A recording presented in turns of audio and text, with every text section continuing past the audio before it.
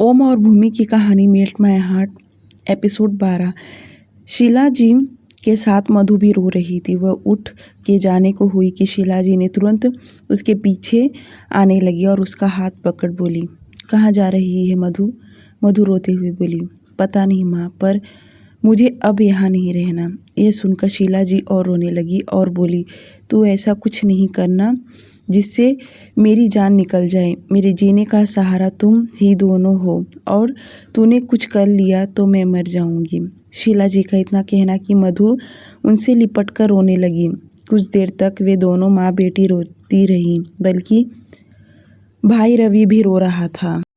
उसके बाद शीला जी अपनी बेटी को खुद से दूर किया और बोली, मुझे पता है तू यही सोच रही होगी ना कि कल को लोग ताने देंगे। तो नहीं, हम लोग अभी इसी वक्त घर छोड़कर चले जाएंगे, कहीं दूर जाएंगे जहाँ हमें कोई नहीं जानता होगा।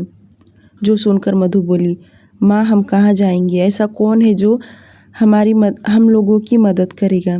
शीला जी बोली, दुनिया बहुत बड़ी है। जब हमें मेहनत करके ही खाना है तो कहीं भी रहकर मेहनत करेंगे और खाएंगे, पर यहाँ नहीं रहेंगे। मुझे मालूम है मेरी बच्ची, यहाँ आसपास के लोग तुझे जीने नहीं देंगे, मगर सभी को पता है कि तू गायब हो गई है। इतने दिन से तू दिखाई नहीं दे रही। तरह तरह के लोग बातें कर रहे हैं। शीला जी ने भूमि के बारे में भी बताया कि आज वह घर आई थी। मधु का उससे मिलने का बहुत इच्छा कर रहा था, पर वह इंतज़ार नहीं कर सकती क्योंकि सुबह हो गया तो लोग उसे देख लेंगे। इसलिए उन्हें अभी निकलना था और जल्दी जल्दी वे लोग पैकिंग करना चालू कर दिए। शीला जी ने कुछ कपड़े और पैसे रख लिए जो उनकी ज़रूरत की चीज़ें थी। बाकी उन्होंने घर को ताला लगाया और निकल पड़ी। अब रात के करीब 2 बज रहे थे। मधु ने अब कपड़े बदल लिए। शीला जी ने पहले दरवाज़ा खोलकर नज़र घुमाई तो रात काफ़ी ज़्यादा था और लोग सोए हुए थे। पर हाँ, इतना था कि रोड पर कुत्ते भौंकने की आवाज़ आ रही थी। उसके बाद शीला जी ने अपने दोनों बच्चों को निकलने के लिए कहा। तीनों बाहर निकले और उन्होंने घर को ताला लगा दिया। एक नज़र घर को देखकर तीनों रो पड़े क्योंकि इसी घर में उसके पापा भी थे और जब उनका निधन हो गया और वह सब इसी घर में रहते थे। यह उनका अपना खुद का घर था। बहुत छोटा था पर उन लोगों के लिए काफ़ी सुविधाजनक था। मधु को सबसे ज़्यादा दुख अब अपने भाई के लिए होने लगा क्योंकि वह स्कूल में था और उसका स्कूल का अब ब्रेक लग जाएगा, जिसकी वजह से उसे बहुत दुख होने लगा। पर शीला जी ने अपने बच्चों को कहा, वह जहाँ रहेंगी वहाँ ज़रूर पढ़ाएंगे। यह बोलकर वह अपने बच्चों का हाथ पकड़कर इतनी रात निकल पड़ी। चलते चलते पहले वह लोग रोड पर आए, उसके बाद उन्होंने ऑटो किया और रेलवे स्टेशन पर निकल पड़े। उन्हें नहीं पता था कि वह कहाँ जाएंगे, पर स्टेशन पर उन्होंने वाराणसी का टिकट निकाला और जाकर वह ट्रेन में बैठ गई। शीला जी ने अपने बच्चों से बातें कर रही थी कि पहले मामा के घर जाएंगे। अगली सुबह विजडम होटल। विराज की सभी गार्ड्स उसके सामने खड़े थे और विराज इस वक्त खून भरी लाल आंखों से सबको घूर रहा था क्योंकि सभी उसके गार्ड्स मुंह लटकाए खड़े थे क्योंकि मधु उन्हें मिली नहीं। यहाँ तक कि चप्पा चप्पा इलाका उन्होंने छान मारा पर नहीं मिली। सीसीटीवी कैमरा चेक किया, उन्होंने उसे काफ़ी ढूंढने की कोशिश किया पर कुछ भी पता नहीं चल पा रहा था। विराज अपने गार्ड्स के ऊपर चिल्लाए जा रहा था, बल्कि उसका बस चलता तो वह गोलियों से छल्ली छल्ली कर देता, पर ओम आकर उसे रोक लिया। ओम भी देख सकता था कि विराज की हालत क्या हुआ। आखिर कौन थी वह लड़की जिसकी वजह से ये हुआ? इतना पागलों की जैसे हरकतें कर रहा है, आखिर क्या हो गया? ओम ने उसके सभी गार्ड्स को वहाँ से जाने के लिए कहा और विराज को अपने साथ कमरे में लेकर गया और उसे पूछने लगा। पर विराज इस वक्त इतना भड़का हुआ था कि गुस्से में नज़र आ रहा था। वह पहले तो अपना मुंह खोल ही नहीं रहा था, पर ओम लगातार उसे पूछने लगा। तब जाकर विराज ने उसे बताया कि एक लड़की ने ब्लैकबेरी जिस दिन ओपनिंग हुआ था उस दिन का पूरा किस्सा बताया और उसके बाद इंटीमेट वाला भी सब कुछ बता दिया। अब वह यहाँ से भाग गई। उसकी सारी बातें सुनने के बाद ओम अपना सिर पकड़ लिया।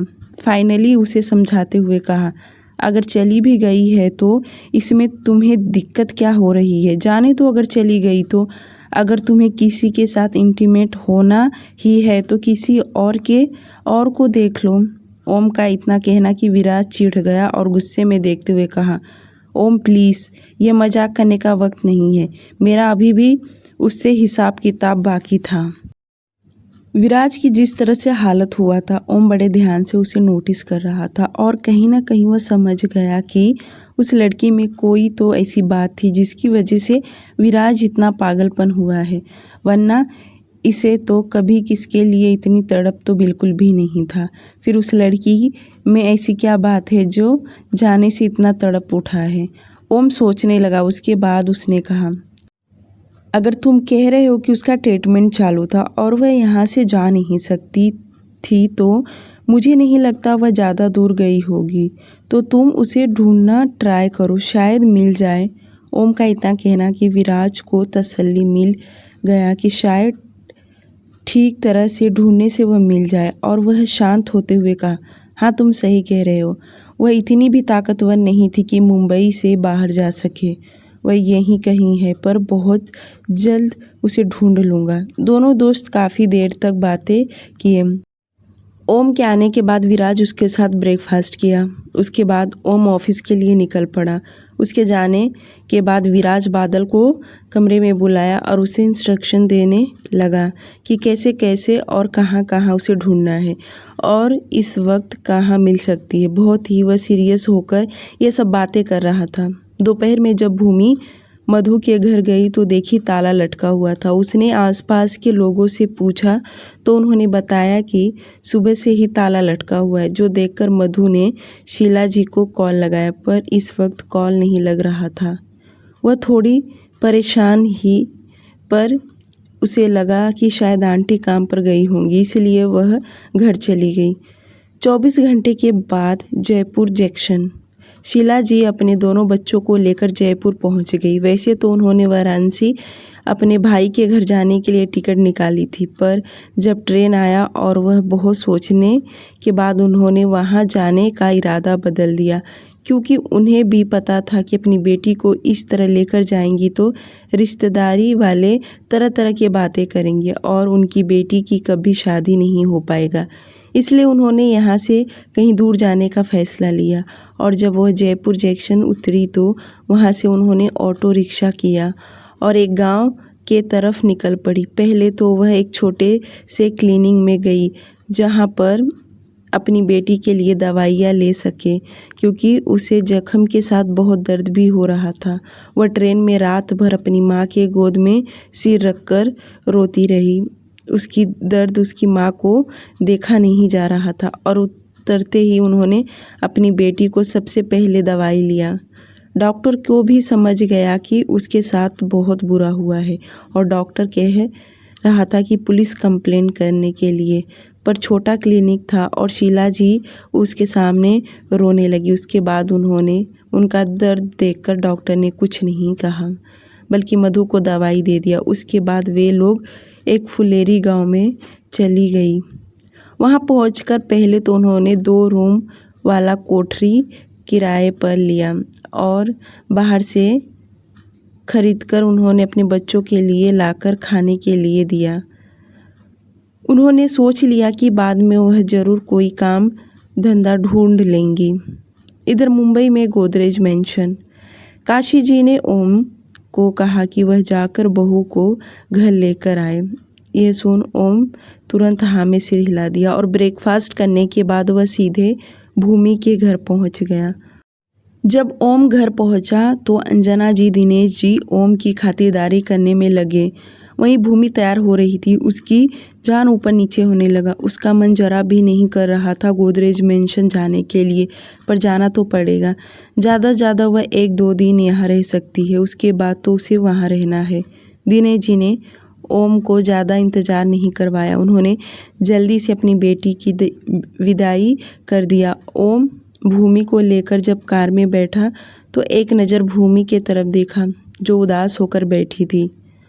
वह एक बार भी ओम की तरफ नहीं देख रही थी। इतना शांत देख ओम आखिरकार पूछ पड़ा, तुम्हारा मुंह क्यों उतरा हुआ है? ओम का इतना कहना कि भूमि हड़बड़ा के उसके तरफ देखने लगी और बेवजह में मुस्कुराते हुए बोली, नहीं नहीं, ऐसी कोई बात नहीं है, मैं तो ठीक हूँ। ओम सामने की ओर देखते हुए कहा, घर वालों की याद आ रही है? उसका इतना कहना कि भूमि की आंखें नमी छा गई और वह अपना सिर हाँ में हिला दी। यह देख ओम बोल पड़ा, तो तुम्हारा यहाँ आना बंद, क्योंकि तुम जब जब यहाँ आओगी तो तुम्हें अपनी फैमिली की याद आएगी, इसलिए तुम मेंशन में ही रहोगी। ओम बिना उसके तरफ देखे ये सब बोल दिया और उसकी बातें सुन अब तो भूमि अचंभित होकर उसके तरफ देखने लगी, मानो वह ऐसे कैसे कह सकता है कि वो अपने घर नहीं जा सकती। एक तो पहले ही इतनी दुखी है, ऊपर से ओम इस तरह की बातें कर रहा है। जयपुर फुलेरी गांव। 2 दिन बाद मधु को यहाँ आए हुए 2 दिन हो गया और उसकी माँ यहाँ पर आकर काम ढूंढना चालू कर दी। उन्होंने अपने आसपास औरतों से काम के लिए जिक्र किया। बहुत से लोग थे जो कंस्ट्रक्शन साइट पर काम करने जाते थे और उसमें बहुत मेहनत का काम था। इस वक्त शीला जी को कोई भी काम चाहिए था, उन्हें तो सिर्फ पैसों से मतलब था। पर मधु नहीं चाहती थी कि उसकी माँ इतना ज़्यादा मेहनत का काम करे, क्योंकि वह अब कमज़ोर हो गई थी। अगर उन्हें कुछ हो गया तो हम दोनों का क्या होगा? इसलिए मधु ने अपनी माँ से बोली, मम्मी भले कुछ दिन और मत काम करो, पर यह काम मत करने जाओ, आप थक जाओगी। जो सुनकर शीला जी बोली, काम तो काम होता है बेटी, करना तो पड़ेगा। अगर मैं काम नहीं की तो हमारे पास पैसे कहाँ से आएंगे? ये भी बात सही था, पर मधु नहीं चाहती थी कि उसकी माँ इतना मेहनत वाला काम करे। पर वह जानती थी कि वह बहुत जल्दी थक जाएंगी, क्योंकि उम्र हो रहा था। उनकी उम्र के हिसाब से यह बहुत ज़्यादा मेहनत वाला काम था। उन्हें यहाँ गांव में अच्छा तो नहीं लग रहा था। मधु का बचपन से ही मुंबई जैसे शहर में रही है और जब उसके पापा जिंदा थे तब उसे सारी खुशियाँ मिल रहा था। पर उसके पापा के डेथ होने के बाद उनके घर की कंडीशन बहुत ख़राब हो गया। फिर भी उसकी मम्मी मेहनत करके उनकी एजुकेशन पूरा करवाया और अब मधु को भी जॉब मिल गया था। वह अपनी माँ की मदद करना चाहती थी, पर उस रात उसकी पूरी दुनिया ही पलट गई। वह ये सब बैठे बहुत सोच रही थी। वह भी काम करना चाहती थी, पर उसके अंदर अब इतना डर बैठ गया था कि वह कमरे से भी बाहर निकलने के लिए उसे अब डर लगने लगा था। वह अपने हाथों की उंगलियां देख रही थी, जो कि विराज ने अपनी उंगलियों में फंसाकर मरोड़ दिया था। उसकी 4 उंगलियों में इतना दर्द था कि बेचारी बड़ी मुश्किल से यह दर्द सह रही थी। कहने को तो मधु विराज के चंगुल से भागकर आई थी, पर उसे नींद नहीं आता, क्योंकि जैसे वह सोने की कोशिश करती थी उसकी आंखों के सामने सिर्फ और सिर्फ विराज का चेहरा दिखाई दे रहा था। वह इतनी डरी हुई थी कि क्योंकि एक बार नहीं, विराज ने उसके साथ 2 बार ज़बरदस्ती किया था। नॉर्मल तरीके से नहीं किया था, बल्कि उसे मजबूर किया मर जाने का। इस तरह का वह उसके साथ पेश आया था। और जब वह नहाती थी, अपने शरीर को देखती थी तो ज़ोर ज़ोर से चिल्लाने लग जाती थी, क्योंकि उसके शरीर पर अंग ऐसा नहीं था जहाँ पर विराज ने न छुआ हो।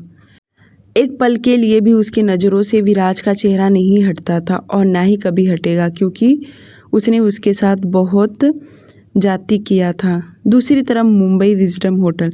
2 दिन हो गया था, मधु का कोई पता नहीं चला और विराज अपने काम में बिजी था कि अचानक से उसे कैमरे का याद आया और वह अपने लैपटॉप में जब उस दिन का कैमरा चेक किया जिस दिन मधु को यहाँ उसके रूम में लाया गया था, वह वाला सीन देखने लगा कि कैसे मधु बेहोशी में उसके बेड पर लेटी थी और जब उसे सुबह में होश आया और यहाँ से भागने की स्ट्रगल करने लगी। उसके बाद विराज कमरे में आया और थोड़ी देर के बाद जब उसके साथ ज़बरदस्ती करने लगा, यहाँ तक कि उसके साथ इंटीमेट हो गया।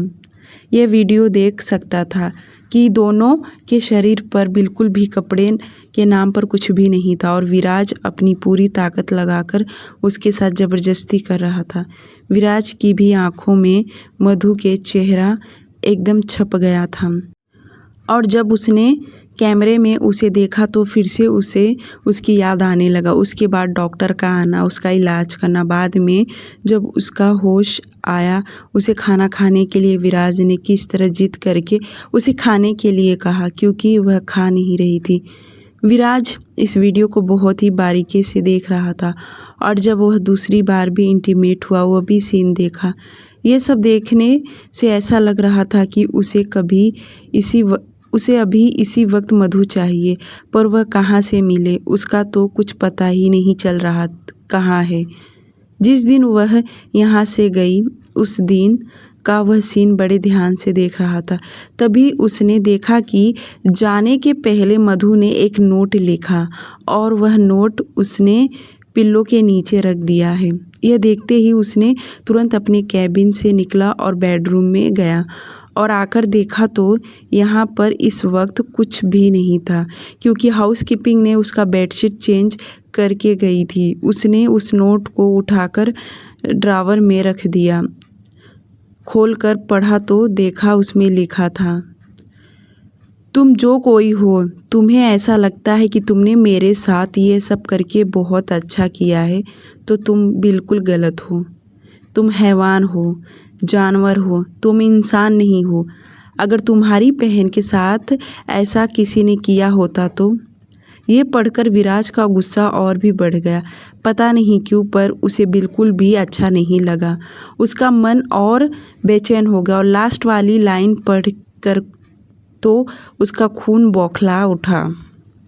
उसने लैपटॉप बंद किया और बहुत गहरी सोच में सोचने लगा। तभी उसे याद आया कि जिस दिन वह पार्टी में आई थी तो क्या उसके साथ कोई और था। ये याद आते ही उसने तुरंत बादल को अपने पास बुलाया और उसे कहा, मैनेजर को कहो कि जिस दिन ओपनिंग वाले दिन यह लड़की जब क्लब में आई, पूरा डिटेल्स निकालने के लिए। विराज शायद धीरे धीरे मधु को भूल जाता, पर उसकी जो नोट लिख कर गई थी वह कहीं ना कहीं उसके गुस्से को वापस उसने ताज़ा कर दिया। अब छोड़ देता क्योंकि उसने तो अपना बदला ले लिया था, पर क्यों वह और मधु को झुकाना चाहता था। क्या इतना सब कुछ करने के बावजूद भी उसका गुस्सा कम नहीं हुआ? क्योंकि विराज भी जान गया था कि मधु उसके सामने कभी झुकती नहीं। उसने तो अपना ताकत और पावर के सामने उसके साथ ऐसा सब कुछ कर दिया, वरना मधु कोई बेचारी नहीं थी।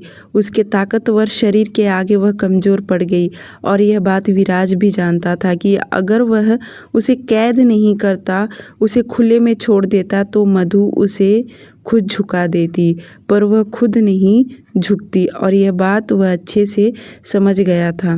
विराज ने बादल को काम सौंप दिया, फिर से मधु के बारे में सोचने लगा। पहली बार वह अपना काम छोड़कर किसी के लिए इतना वक्त निकालकर सोच रहा था। दूसरी तरफ गोदरेज मेंशन।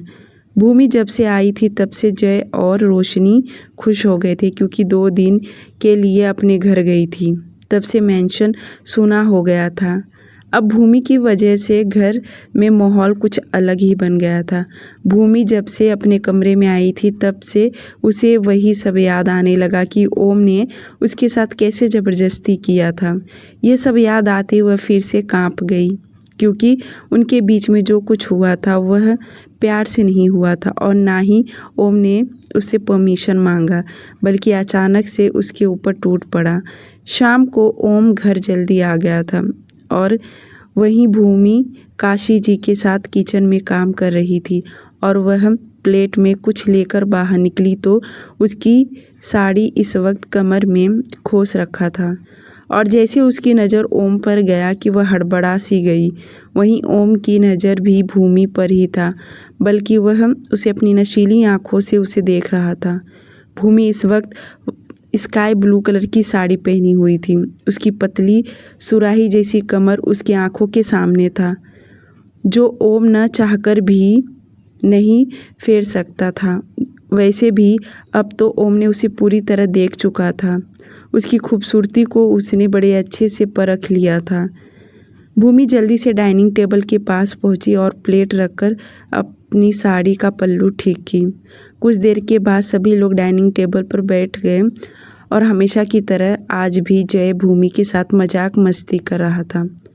वैसे भी अब उसे 2 दिन के बाद एब्रॉड जाना था, इसलिए ओम कुछ बोला नहीं। वह उसके बातों को इग्नोर भी नहीं कर पा रहा था, क्योंकि ओम जानता था कि भूमि बहुत मासूम और भोली है और वह नहीं चाहता था कि उसकी वाइफ किसी और के साथ हंसे और बोले। वह सिर्फ और सिर्फ उसकी ही है। डिनर करने के बाद जब वे लोग अपने कमरे में आए तो भूमि अपनी नाइट कपड़े लेने के लिए क्लोसेट में चली गई, तो ओम भी उसके पीछे आया और उसकी नज़र अभी भी भूमि के पीठ पर था। वह पीछे से उसे पकड़ अपना चीन उसके कंधे पर रख आंखें बंद कर लिया। उसके ऐसे करने से भूमि तुरंत आंखें बंद कर ली, क्योंकि उसे फिर से ओम से डर लगने लगा कि उस दिन के जैसा वापस उसके साथ यह सब करेगा। ओम उसे 2 मिनट पकड़ के रखा था, उसके बाद उसकी बाहें पकड़ के अपनी तरफ किया और उसके होठों पे होठ रख किस करने लगा। उसका यूँ अचानक से इतना सॉफ्ट किस करना भूमि को समझ में नहीं आया, पर वह चुपचाप स्टैचू की तरह खड़ी थी। न उसने उसे रोका और ना ही उसने उसे छुआ, बल्कि दीवार की तरह वैसे ही खड़ी रही। भूमि डर के मारे उल्टी सांसें लेने लगी। उसने अपनी आंखें बंद कर लिए थे। उसे इस तरह डरता देख पहले तो ओम उसे ध्यान से देखने लगा। वह देख सकता था कि भूमि किस तरह डरी हुई है। ओम उसे अभी भी कस के पकड़ के रखा था। भूमि धीरे धीरे आंखें खोली, ओम को देखते हुए बोलने की कोशिश करने लगी, पर कुछ बोल नहीं पा रही थी। वहीं ओम अपनी सख्त आवाज़ में बोला, नीचे तो सबके साथ तुम बड़े हंस के बातें कर रही थी, तो अब क्या हुआ? ओम का इतना कहना कि भूमि अपने कांपते हुए होठों से बोली, वो मेरे पीरियड्स चालू हैं। भूमि का इतना कहना कि ओम टेढ़ा मुस्कुरा दिया और उसको अपने आप से सटाते हुए धीरे से बोला, तुम्हारा माइंड बहुत डर्टी वर्क करता है। उसका इतना कहना कि भूमि उसकी आंखों में देखने लगी, क्योंकि उसे समझ में नहीं आया कि ओम कहना क्या चाहता है। वहीं उसको इस तरह देखता देख ओम उसे समझाते हुए कहा, मेरा ऐसा कुछ इरादा नहीं था, पर तुम तो कुछ ज़्यादा ही सोचने लगी हो। भूमि अभी भी उसे देख रही थी, तो ओम आगे बोला, जाओ जाकर आराम करो। उसका इतना कहना कि भूमि अपने नाइट ड्रेस लेकर तेज़ी से वहाँ से भाग गई। उसके जाते ही ओम बालकनी में आ गया और स्मोक करने लगा। भूमि वॉशरूम में आकर लंबी लंबी सांस लेने लगी, क्योंकि एक पल के लिए वह सच में डर गई थी, पर अब उसे पता नहीं क्यों अच्छा लगने लगा कि और वह ओम के बारे में सोचने लगी और मन ही मन मुस्कुराने लगी, इतने भी बुरे नहीं हैं। Next day blackberry club. बादल को पूरा 1 दिन लगा उस दिन का पूरा कैमरा चेक करने के बाद, क्योंकि वह सुबह से ही चेक कर रहा था कि यह लड़की कब क्लब के अंदर आई।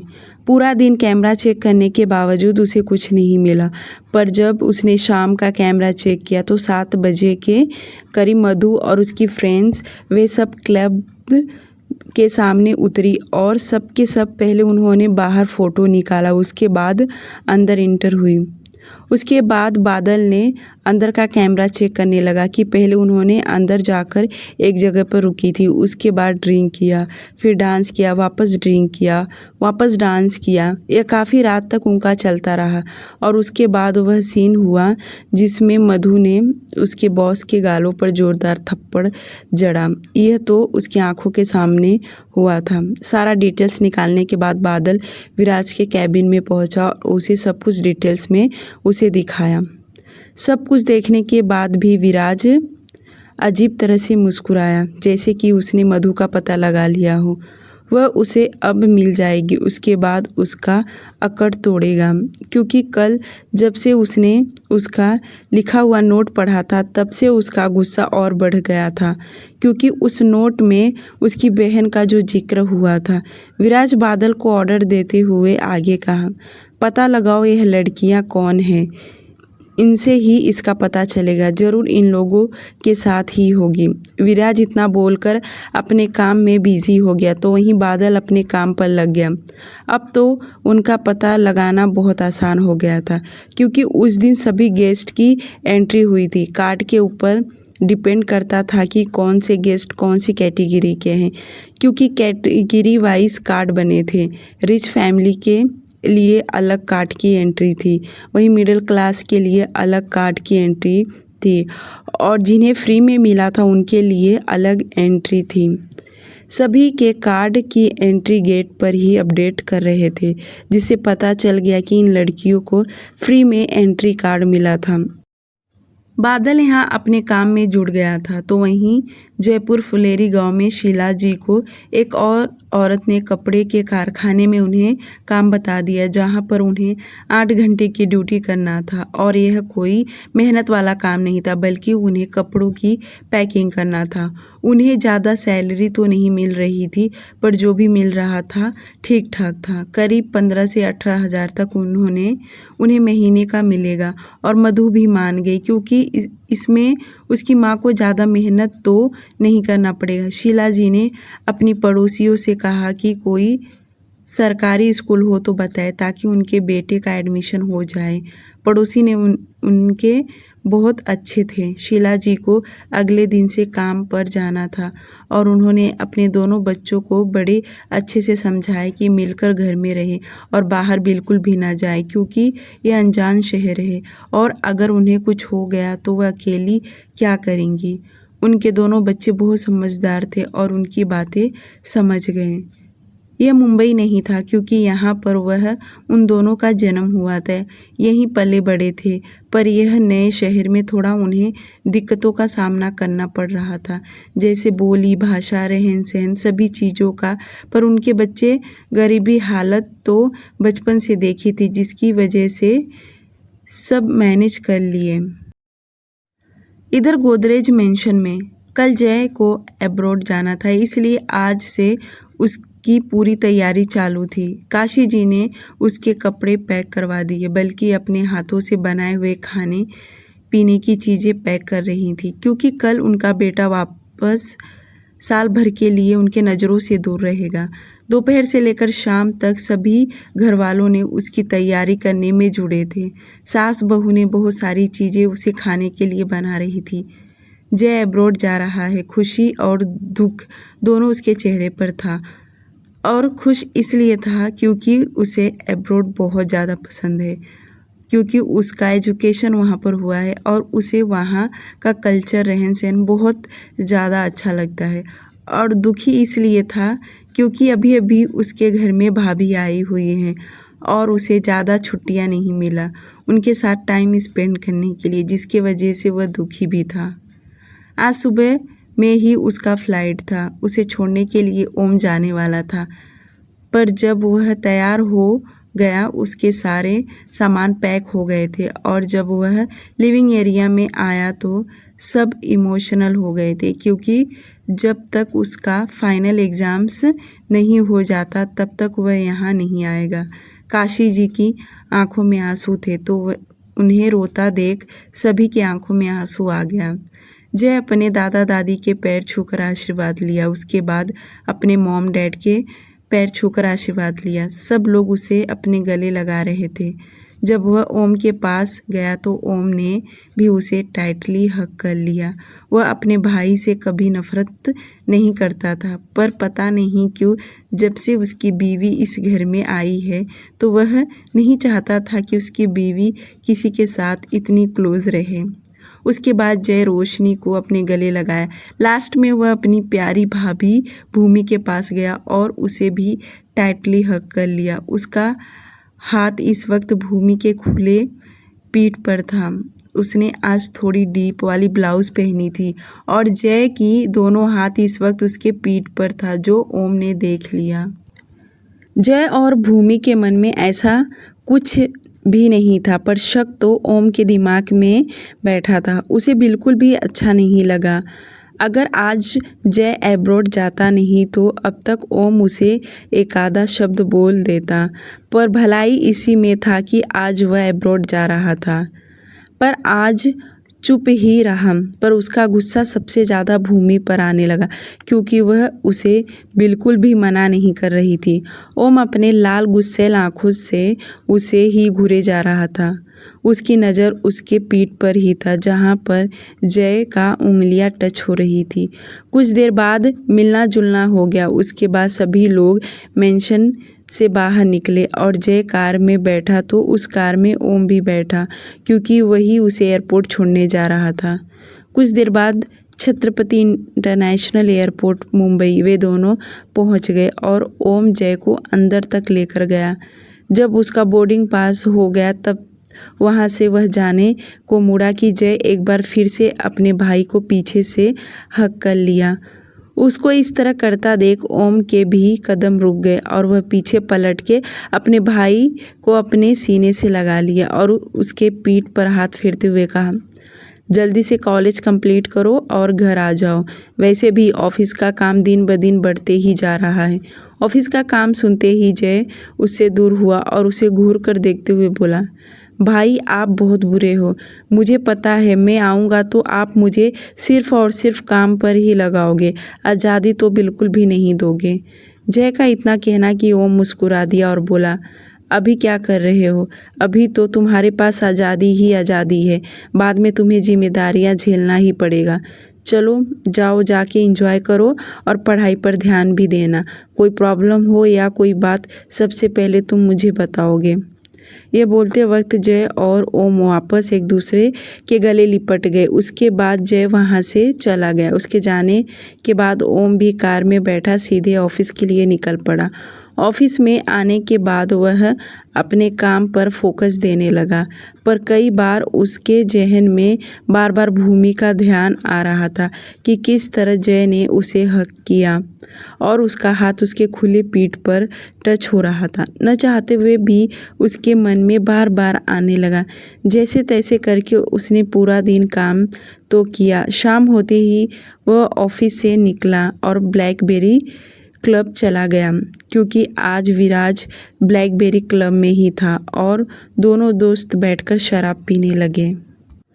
शराब पीने के साथ साथ वे दोनों बहुत सारी बातें भी कर रहे थे। कुछ काम की बातें थी तो कुछ फालतू की बातें, पर एक दूसरे से दोनों काफ़ी बातें शेयर किया करते थे।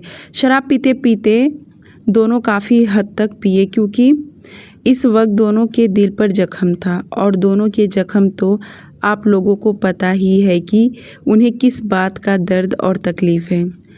रात 12 बजे टाइम देखकर विराज ओम को यहीं रुकने के लिए कहा, पर ओम रुकने से मना कर दिया। वह घर जाना चाहता था पर विराज उसे 2-3 बार रोकने की कोशिश किया।